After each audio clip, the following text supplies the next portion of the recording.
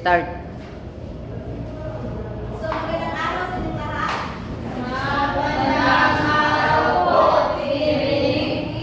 So, manatili kayong tumayo para sa ating panalangin at unahan yung binibig. Sa ngalan ng Ama, ng Anak, ng Espiritu Santo. Ama namin, sumasalangit ka, sambahin ang ngalan mo, mabasa amin ang kaharian mo, sundin ang loob mo dito sa lupa para lang sa langit. Bigyan kami ng kain sa araw-araw, at patawarin mo kami sa aming mga kasalanan, gaya ng pagtawad namin sa masasala sa amin. At huwag mo kami itanitulo sa tukso, at iadala mo kami sa lahat ng masama namin. Sa ngalan ng Ama, ng Anak, sa Espiritu Santo. So, bago kayo tuluyang umupo, pakitulong mo na ang mga basura na sa ilalim ng kusilya at iyanis.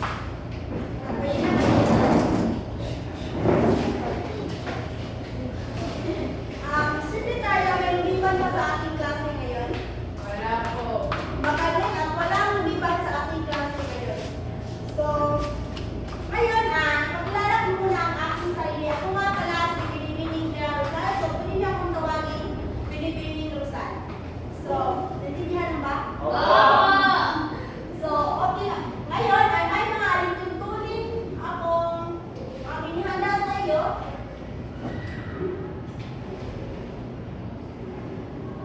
At may ako na inaayos. So, pakibasa lahat. Ang aktibong mag-aaral sa loob ng klase. Linahin sa bawat activity ang pag-aaral. Isaayos ang bawat talakayan para sa mag-aaral.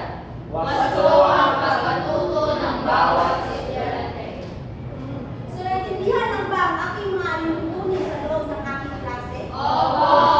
Okay, so ngayon, nakita ko sa inyong mga mukha na para kayong pinanto. So, ipapangkat ko kayo sa dalawang pangkat. So, magsimula magbilang. Isa. Dalawa. Isa. Dalawa. Isa. Dalawa. So, ang pangkat isa ay dito at ang pangkat pangalawa ay dito.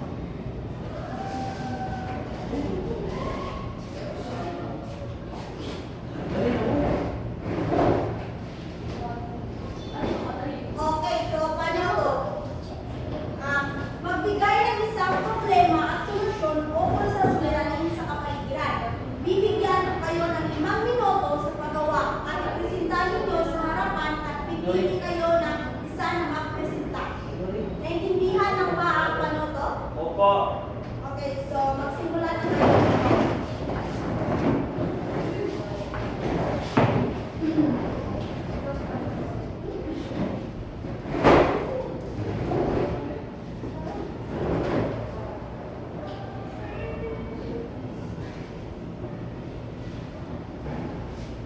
Okay, sino ang pangkat na tapos na? Pwede na maglakad sa harap. Sila. Okay, pangkat pangalawa. Simulan.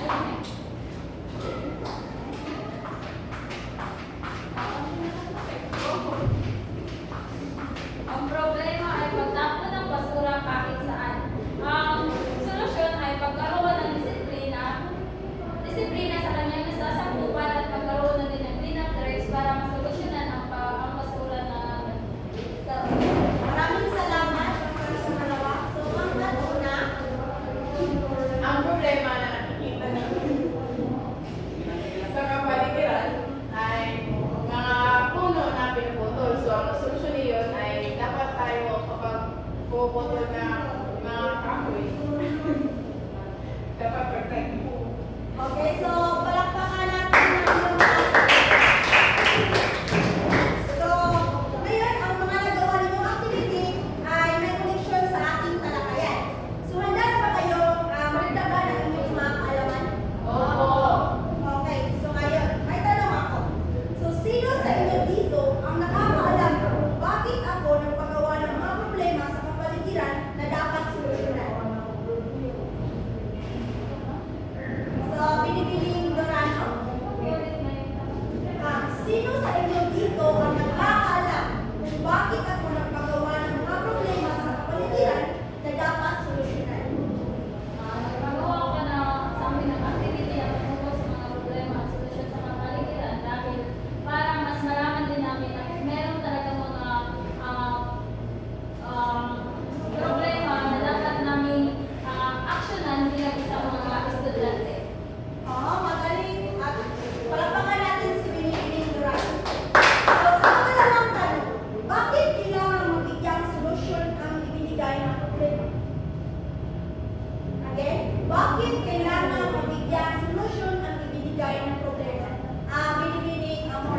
para hindi magkadugtong-dugtong ang mga problema. So, dapat may isang problema ay solusyonan agad.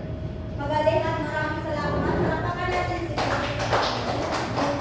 So ayan, ang talakayin natin sa araw na ito ay nasusulit sa pangyayari sa akda na nagpapakita ng mga suliraning panlipunan na dapat mabigyang solusyon.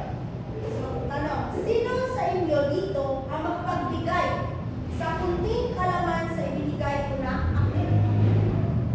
So again, sino sa inyo dito ang makapagbigay ng kunting kaalaman sa ibinigay ko na akin? Binibining niyo Sores, pwedeng bahagi ang inyong kunting kaalaman. Problema solusyon. Maaari din, so may ibang sagot. Binibining Era. Pareho lang po gagawin minsan. Okay, so salamat. So, magaling at maraming salamat sa pagbahagi sa inyong mga kaalaman. So, ngayon, bago tayo dadako sa ating tatalakayin, ay bibigay ko ipaalam ko muna sa inyo kung ano ang mga layunin dito sa ating pinag-aralan. Dapat kamit ng isang estudyante bago matapos ang talakayan.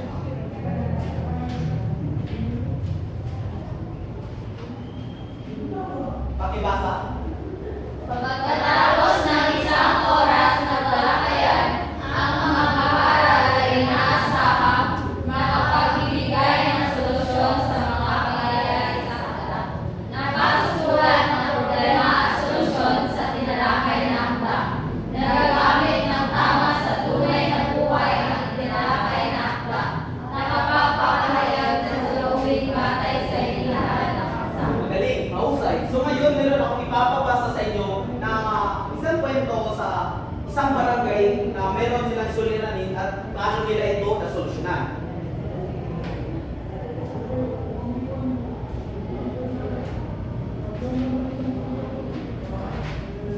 Pakibasa. Sa barangay malinis, maging malaking problema ang basura. Kapag hindi tama ang pagtapon ng basura, nagiging marumi ang lugar at nagdulot ito ng masamang amoy, baradong kanal at posibleng sakit sa mga tao. Ang mga basurang nagkakalat sa kalsada, ilog at pati-riyoke ay nakasira sa kalisan at kalagahan ng komunidad. Mahalaga ang tamang pamamahala ng basura. Kapag natutunan ng mga residente ang wastong paghiwalay, pagre-recycle at pagtatapon sa tamang lalagyan, magiging mas malinis at mas ligtas ang barangay. Dapat din maglagay ng barangay na sapat na basurahan, magsagawa ng clean-up drive at magturo sa mga tao tungkol sa organisanan.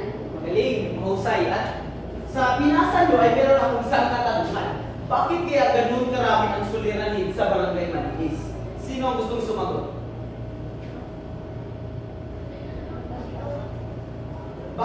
Bakit ganun karami ang mga suliranin sa barangay Malinis? Okay, okay. Hindi tama ang pagtatapon nila ng kanilang mga basura. Ano pa? Sino pa makakasagot? Okay. Bakit ganun karami ang mga suliranin sa barangay Malinis? Dahil hindi agad nila nasolusyonan yung unang problema at nagtutulog na ito kaya sa Maraming salamat. So, ngayon, dadako na tayo sa ating tatalakay. Ito ay ang problema at solusyon.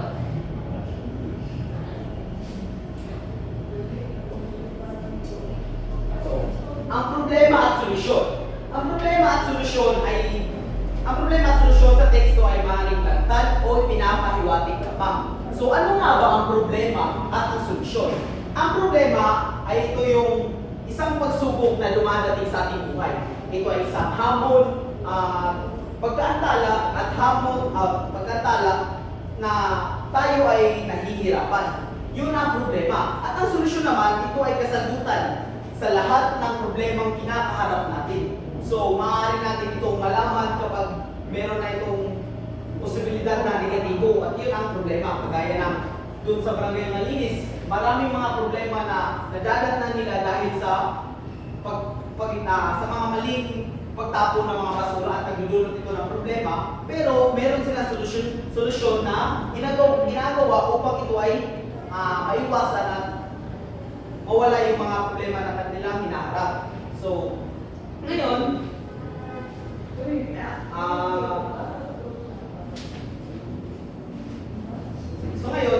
dyan muna kayo sa inyong mga grupo dahil meron akong katanungan tungkol sa problema at solusyon. Una, sa pangkat isa, bakit ba mahalaga na malaman natin ang solusyon sa ating problema? Sino makakasagot sa pangkat isa? Bakit mahalaga ba na malaman natin ang solusyon sa ating problema? Sino makakasagot? Pangkat isa. Mahalaga ba na malaman natin ang solusyon sa ating problema? Maaaring po kayo ang bakit? Opo, para masolusyonan ang problema. Ano ba? Yun lang? Okay, maraming salamat. Pangkatlawa, bakit kailangan natin malaman at kilusin ang bawat problema natin? Okay, Joros? Arigat pa kayo? Para hindi dumami yung problema. Salamat. At panghuli, ang maaari lang itaas ang kamay ko sa inyong sasagot. Okay? Kung meron tayong problema na darating sa ating buhay, kagaya ng pera, paano natin masusolusyonan yung walang-wala na tayong pera at meron tayong mga bayarin, yung meron tayong mga kailangan na pagkain, paano natin masusolusyonan ito? Yung wala na tayong pera, wala na tayong paggastos, paano natin masusolusyonan na meron tayong mabibili pagkain, mga kailangan, ano yung gagawin natin? Okay? Pera. Una, dahil wala kang pera, maghanap ka ng trabaho at gumawa ka ng mga diskarte na malinis para makapera ka at makabayad ka sa mga gastusin mo sa buhay. Galing! Maraming So, ayun, meron ako mga gabay na tanong sa inyo. So, dito, maaari nyo lang itaas yung inyong mga kamay at magbigay ng sagot. So, unang gabay na tanong ay, sa inyong palagay, gaano ka-importante na masolusyonan natin ang ating problema sa buhay? Ulitin ko. Sa inyong palagay, gaano ka-importante na masolusyonan natin ang ating problema sa buhay? Joros? Mahalaga itong masolusyonan ng problema dahil dadalhin mo ito sa kinatagasan mo at magiging masirable yung buhay mo. Kaya dapat natin masolusyonan ang problema natin sa buhay. Salamat at tiyan ang palakpak. Oo nga. Kung ikaw na mismo ang mayroong mabigat na problema, paano mo ba ito masusolusyonan? Kung ikaw na mismo ang mayroong mabigat na problema, paano mo ba ito masusolusyonan? Okay, Nori? Para sa akin, mag-isip na mabuti para masolusyonan ang problema. Maraming salamat. Bigyan ng palakpak. Panghuli, paano masusolusyonan ang problema ng iyong pamilya kung ikaw mismo ay mayroong sariling problema? Okay, no? Nori? Paano mo masusolusyonan ang problema ng iyong pamilya kung ikaw mismo ay mayroong sariling problema? Unang gagawin ko ay kung mayroon akong problema ay ipapahayag or magsasabi muna ako sa aking pamilya dahil sila ay may pamilya. Meron din silang problema, meron din akong problema. Ang gagawin ko ay ihahayag sa kanila ang problema ko dahil maaari din naman isa lang din naman ang makakatulong sa problema natin, ang pamilya natin. Meron kang kasabihan na yung pamilya natin yung malalapitan natin sa hirap at maging sa mga problema natin. Magaling! Ang bigyan ng palakpak. So, ngayon, meron pa ba kayong mga katanungan tungkol sa tinalakay mo ngayon? Wala na po. So, ngayon, dadako na tayo sa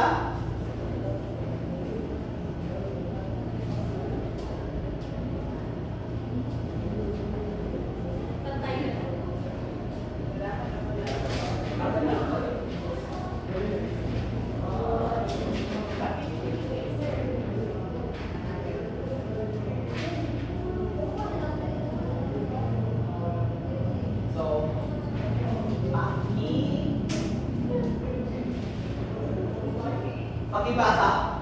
Basahin ang bawat sitwasyon. Ibigay at ilahan ninyo sa pasi ang inyong reaksyon.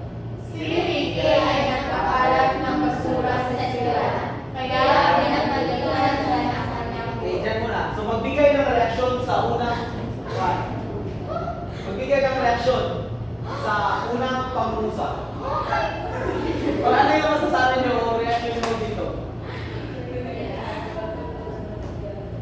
Maaari na makita sa kanyang kamay.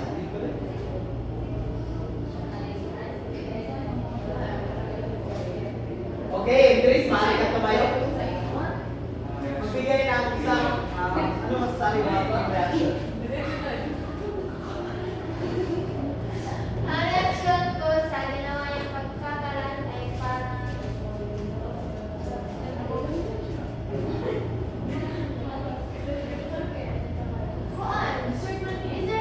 deserve niya kahit nagkalat reaksyon niya. Deserve niya nga pag-rated siya ng group. Salamat. Sa pangalawa, pakibasa.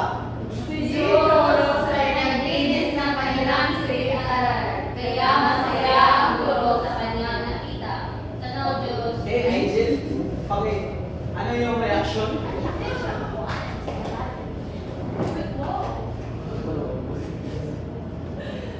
Si Joros ay naglinis ng kanilang silid-aralan. Kaya masaya ang kanyang guro.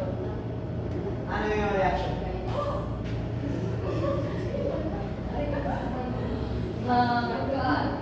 Katulad, reaction ako. Katulad ng kanyang guro, ako ay masaya dahil siya ay naglinis sa loob ng paaralan. Okay, salamat. Bigyan ng palakpak. At ako din, pakibasa. Si Idris ay tinatapon lamang ang basura sa ilog. Kaya ikaw ito ng matiling baka. Okay, okay. Ang reaction ko ay kasi English ay nagtatapon. Siyempre, yung pagtatapon ng basura sa ilog ay nakakasama. At nagkaroon ng matinding pagbaha. Siyempre is, sa pamamagitan ng kanyang ginawa ay maaaring isa-isip din niya na may malaki ring epekto or problema ang kanyang ginawa. Magaling, mahusay. Sige, palakpak. So, ngayon, meron ba kayong katanungan tungkol sa aking kinalakay? Wala po. May natutunan ba kayo? Meron po. Okay, ganun. Kaya dadako na tayo sa... Matin ko naintindihan niyo ang ating talakayan ngayon, kaya ngayon naman ay meron akong inihandang pasulit o panagos na gawain.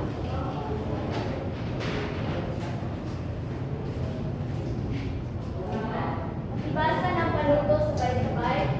Kumuha kayo ng kalahating papel. Sagutan ninyo ang tanong sa pamamagitan ng paglalaan ng sariling opinyon batay sa tinalakay natin ngayon. Dapat isang talata at 3 pangungusap ang inyong gagawin. Narito ang itanong. Ano ang inyong gagawin kapag mayroon kayong problema sa pinansyal at panghihintuin ka sa pag-aaral ng iyong magulang? Ano ang iyong gagawin at paano mo ito masolusyonan? So narito ang pamantayan sa pagsulat, organisasyon ng idea 5 puntos, wastong paggamit ng gramatika 5 puntos, kalinisan sa pagsulat 5 puntos at ang kabuuan nito ay 15 puntos. So bibigyan ko lamang